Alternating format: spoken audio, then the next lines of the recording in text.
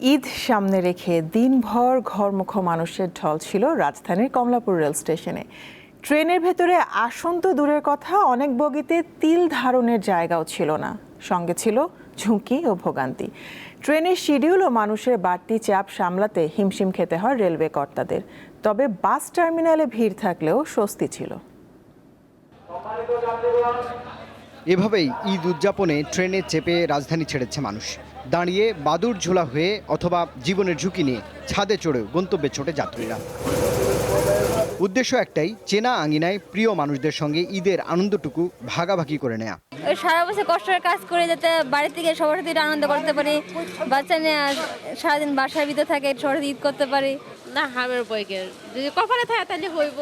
এখন তো দূর করে দরজাটা খোলা হয়েছে, কোনোরকম খালি একটু ভিতরে দাঁড়াইছি। নানা ভোগান্তির পাশাপাশি রেলের অব্যবস্থাপনাও চোখে পড়ে এদিন। আগে আরো বেশি ছিল, এখন তো বৃষ্টি কমছে, এই জন্য কম পড়তেছে। আগে একবারে ঝর্ণার মতো পানি পড়ছে। এইখানে যে বসবে সে তো বসতে পারবে না, তো সে গন্তব্যে পৌঁছাবে কিভাবে? সে তো টিকিটটা কাটতো 300 টাকা দিয়ে, সে তো দাঁড়িয়ে যেতে অন্য জায়গায়। ব্যবস্থাপনা ভালো, কিন্তু উপরে পানির জন্য আমাদের বসতে অসুবিধা হচ্ছে। যেহেতু আমরা voter ID card, phone number দিয়ে এইসব নিচ্ছি, আমাদের এরকম ভাবেই করতেছে। আর কিছু ব্লগার আছে, ওরা টিকিট কেটে দ্বিগুণ টাকা নিচ্ছে।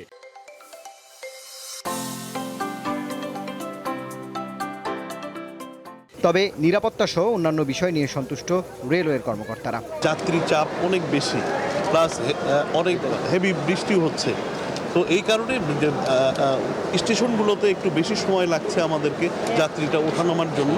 এই জন্য এই দূরপাল্লার ট্রেনে কিছুটা বিলম্ব হয়েছে। এদিকে বাস স্ট্যান্ডেও ভিড় লেগেছিল ঘরমুখো মানুষের। অবশ্য বাসের জন্য অপেক্ষা ছাড়া তেমন কোনো ভোগান্তি ছিল না টার্মিনালে।